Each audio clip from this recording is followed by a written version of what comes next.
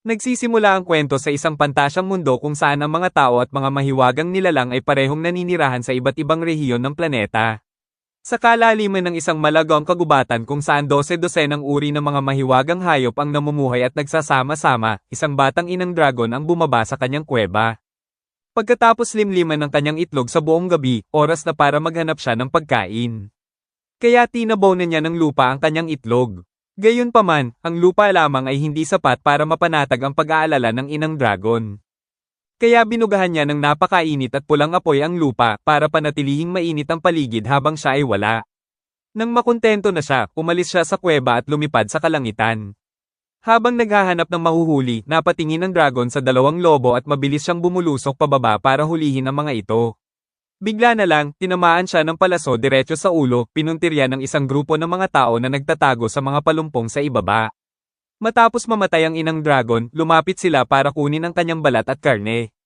Pagkalipas ng ilang panahon, isang buntis na nilalang na tinatawag na Katsit ang napadpad sa parehong kuweba kung saan itinago ng dragon ang kanyang itlog. Kumpara sa mga ordinaryong pusa, ang mga Katsit ay isang matalinong lahi na nakakapag-isip ng maayos at nakakagamit ng mahika. Nang mapansin ng inang pusa na payapa ang paligid ng kuweba, nagpasya siyang manatili sa loob para manganak. Hindi nagtagal, ipinanganak ang kanyang mga kuting at ang init ng kanilang mga buhay na katawan ay tumago sa itlog na nakabaon sa ilalim ng lupa.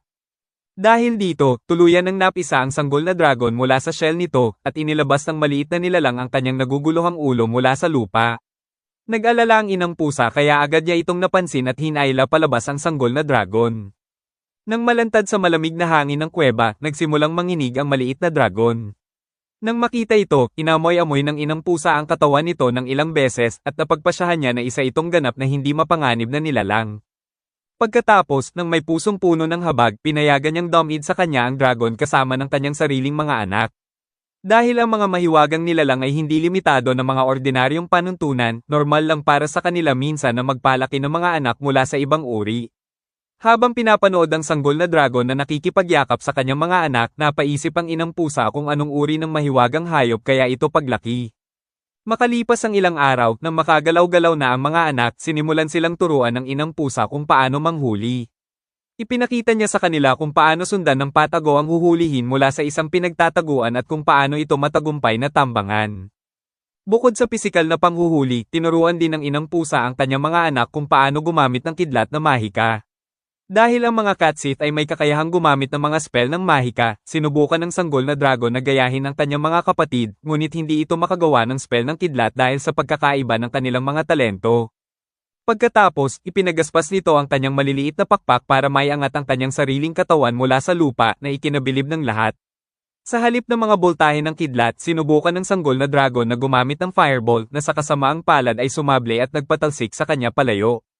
Gayunpaman, mabilis na nakabawi ang dragon mula sa kanyang pagkabigo pagkatapos makatanggap ng pampalakas ng loob mula sa kanyang ina at mga kapatid.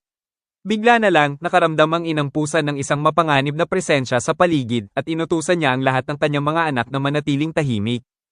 Kahit na sumunod ang mga anak, tahimik nilang tinanong ang kanilang ina kung bakit siya masyadong takot sa mga bagong nilalang na ito. Ipinaliwanag ng inang pusa na ang mga nilalang na ito ay mga tao na nagmula sa isang kalapit na kaharian. Dahil maraming mahihinang uri ng halimaw ang nakatira sa kagubatan, pinangalanan ito ng mga tao na Novice Forest at ipinapadala nila ang kanilang mga baguhan dito para makakuha ng karanasan. Pagkatapos ng kanyang paliwanag, binalaan ng inang pusa ang kanyang mga anak na ang mga tao ay maaaring maging napakabait o napakalupit, depende sa individual. Sinabi rin niya sa kanila na ang mga tao ay maaaring maging sapat na malakas para pumatay ng mga higanteng oso. At hinuhuli rin nila ang mga Katsit para gawing materyales. Dahil napakadelikado ng mga taong ito, binalaan niya ang kanyang mga kuting na iwasan sila sa abot ng kanilang makakaya. Nang marinig ang kanyang seryosong babala, isinaulo ng lahat ng mga anak ang amoy ng mga tao at isinapuso na iwasan ang mga ito sa hinaharap. Makalipas ang ilang araw, isang maliwanag na kulay ube na ilaw ang sumabog mula sa kagubatan. Nagmumula ito sa isang biglaang summoning circle. Ang target ng pagpapatawag na ito ay ang inang pusa na napagtanto na sinusubukan siyang ipatawag ng mga tao sa malapit. Habang naguguluhang nakatingin ang mga anak, napagtanto niya na ito na ang kanilang polem. Sinimulan niya silang marahang gabayan gamit ang kanyang mga huling salita, pinapaalalahanan ng kanyang mga anak na manatiling magkakasama kung sakaling harapin nila ang panganib sa kagubatan. Kahit natiwala siyang makakaligtas sila gamit ang kanilang sariling mga kakayahan, ipinaalam niya sa kanyang mga anak na marami pa siyang ibang mga naging anak sa kagubatan na handang tumulong sa kanila kung sakaling kailanganin nila ito. Matapos hilingin na magkaroon ng mahaba at malusog na buhay ang lahat ng kanyang mga anak, tuluyan ng naglaho ang inang pusa at sumara ang summoning circle sa harapan ng mga sobrang nalungkot na anak. Makalipas ang maraming taon, nang lumaki na ang mga pusa, umalis sila sa kanilang orihinal na kuweba para makipagsapalaran at simulan ang kanilang buhay bilang mga nasa hustong gulang na. Tanging ang sanggol na dragon na ngayon ay lumaki na sa isang makisig na halimaw, ang naiwan sa lugar kung saan siya unang pinalaki ng kanyang ina. Kahit na kayang mabuhay ng dragon ng mag-isa, nakaramdam siya ng kalungkutan nang wala ang kasama niyang mga kapatid na naging kasama niya sa lahat ng mga taong ito. Pagkaraan ng ilang panahon, isa sa mga kapatid na pusa ng dragon ay umuwi kasama ang kanyang asawa. Ipinakilala niya ito sa kanyang kapatid na dragon na masayang tinanggap silang dalawa sa loob ng kuweba. Kalaunan, nanganak ang kapatid na pusa ng mga kuting at kinuha ng dragon ang responsibilidad na palakihin ang mga ito. Tinuruan niya silang lahat na magtago at manghuli ng mga daga tulad ng isang pusa at binalaan silang lumayo sa mga tao tuwing makikita nila ang mga ito. Sumang-ayon ang maliliit na kuting at tinanggap ang lahat ng aral ng kanilang tiyuhin. At nang lumaki rin sila, silang lahat ay umalis sa kuweba para simulan ang kanilang buhay sa kagubatan. Pagkalipas ng ilang panahon, isang kakaibang babaeng pusa ang naglakad papunta sa kuweba ng dragon. Kahit na siya ay isang bagong pusa, nakilala ng dragon ang amoy ng isa sa kanyang mga kapatid na lalaki sa kanya. Lumalabas na ang babaeng pasang ito ay isa sa mga anak ng kanyang kapatid na lalaki at kailangan ng masisilungan dahil siya ay buntis na buntis. Ipinaliwanag niya sa dragon na sinabihan siya ng kanyang ama na humingi ng kanlungan sa kanyang tiyuhin kung sakaling kailanganin niya ito, kaya naman binibisita niya ito ngayon. Nang marinig na naaalala pa rin at pinagkakatiwalaan siya ng kanyang mga kapatid habang namumuhay sila ng malayo sa kagubatan, naluha sa tuwa ang dragon at agad niyang pinayagan ang batang pusa na magpahinga sa kanyang kuweba. Sa paglipas ng mga taon, patuloy na lumalaki at lumalakas ang dragon, at nagkaroon siya ng kakayahang makipag-usap sa mga natural na espiritu. Sa isa sa kanilang mga pag-uusap, tuluyan niyang nalaman na siya pala ay isang magkaibang uri ng nilalang mula sa mga katsit. Ipinaliwanag ito ng nadismayang dragon sa kanyang mga kamag-anak na pusa, ngunit hindi ito alintana ng sinuman sa kanila. Sa halip, nginitian nila siya tulad ng dati, kaya nakalimutan niya ang kanyang mga pag-aalala at patuloy siyang nagturo sa kanila. Isang araw, habang payapang lumilipad ang dragon sa ibabaw ng kagubatan, nakita niya ang ilang mga tao na may malaking patong-patong na mga patay na pusa na hinuli para lang sa kanilang mga balat, sumambulat sa galit ang dragon at sinunog ng buhay ang mga tao. Pagkatapos puksain ng mga tao, tinanong ng dragon ang mga espiritu kung hinuhuli ba nila ang mga pusa para gawing pagkain. Ipinaliwanag nila na hinuhuli lang ng mga tao ang mga pusa dahil sa kanilang balahibo, na dahilan para lalong magalit ang dragon dahil naniniwala siya na hindi dapat patayin ang isang nilalang maliban kung ito ay para sa pagkain o upang mabuhay. Noong kanyang kabataan, masyadong mahina ang dragon para protektahan ang lahat.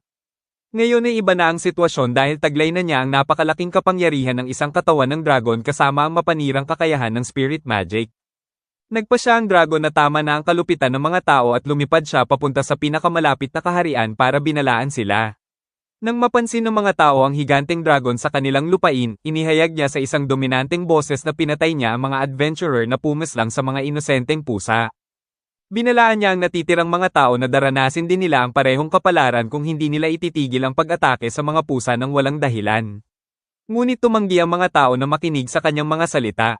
Sa halip, tinawag nila ang lahat ng kanilang mga salamangkero at inatake ang dragon gamit ang mga spell ng kidlat. Dahil hindi kayang gumamit ng mga tao ng purong mahika ng espiritu, ang kanilang mga spell ay napakahina at walang epekto laban sa makapangyarihang dragon. Labis na nagalit ang dragon sa kanilang paglaban at sinimulan niyang sunugin ang buong kaharian gamit ang kanyang mga apoy. Sa kanyang galit, inisip niya na ang lahat ng mga tao ay nararapat mamatay. Ngunit pagkatapos ay nakita niya ang mahihinang karaniwang mamamayan gayon din ang isang inosenteng batang babae na walang kalaban labang umiiyak sa lupa. Ang batang babae ay mayroon ding alagang pusa na buong tapang na sumusubok na ipagtanggol siya mula sa dragon. Nang makita ang isa sa kanyang sariling mga kamag-anak na napakalapit sa isang tao, naantig ang puso ng dragon at nagpasya siyang patawarin sila alang-alang sa kanilang mabubuting tao. Gayunpaman, hindi niya sila iniwan ng walang babala, sinasabi na kung sakaling pumatay muli ng isa pang pusa ang mga tao nang hindi para sa pagkain o pagtatanggol sa sarili, itutuloy niya ang kanyang mga nakaraang parusa. Ilang taon pagkatapos ng pagwawala ng dragon, isang bagong prinsipe ang lumaki sa kaharian ng mga tao. Sa kasamaang palad, ang prinsipeng ito ay may kaawa-awang talento sa mahika, kaya nag-aalala ang buong pamilya ng hari para sa kanyang hinaharap. Alam din ng mismong prinsipe ang kanyang mga pagkukulang, kaya tumatakas siya palabas ng kanyang kwarto sa gabi upang subukang mag-ensayo ng mahika ng mag-isa. Pagkatapos siyang mabigo sa maraming pagtatangka, isang pusa ang lumitaw sa kanyang tabi. Napatingin ng prinsipe sa pusa na nagbigay sa kanya ng ginhawa sa mahirap na sandaling ito. Pagkatapos ay sinubukan niyang muli at sa pagkakataong ito ay matagumpay niyang nasunog ang isang dahon gamit ang kapangyarihan ng kanyang mahika. Nagdiwang ang prinsipe sa kanyang tagumpay ngunit napansin niya na nakikisaya rin ang pusa. Dahil hindi pinapayagan ng mga pusa sa palasyo, naisip ng prinsipe na ang pasang ito ay palihim na pumasok dito sa gabi. Alam din niya na dapat iwang tahimik ng kaharian ng lahat ng pusa at ibalik sila sa kagubatan para maiwasan ang galit ng dragon. Tinanong niya ang pusa kung kaya nitong hanapin ang daan pabalik sa kagubatan, kaya tumango ito at umalis. Nang sumunod na gabi, palihim na namang lumabas ang prinsipe, iniisip kung magpapakita rin ba ang pusa. Bagamat nadismaya siya noong una, mabilis na natagpuan ng prinsipe ang pusa na naghihintay sa kanya. Mula sa araw na iyon, sinimulang suportahan ng pusa ang prinsipe sa kanyang paglalakbay sa pag-aaral ng mahika hanggang sa punto na natuto ang prinsipe kung paano makipag-usap dito. Isang araw, habang binabahagian ng prinsipe ng pagkain ng pusa, isang nakatatanda mula sa palasyo ang tahimik na pinapanood sila mula sa malayo. Iniulat niya ito sa hari na agad na ipinatawag ang prinsipe para mag-usap. Matapos siguraduhin na hindi pinagmamalupitan ng prinsipe ang pusa, pinayagan siya ng hari na manatiling kaibigan ito sa pag-iisip na hindi magagalit ang dragon ng walang dahilan. Bago pa man may parating ng nakatatanda ang kanyang pagtutol, nagulat ang lahat sa isang babala nang muling lumitaw ang maalamat na dragon sa kaharian.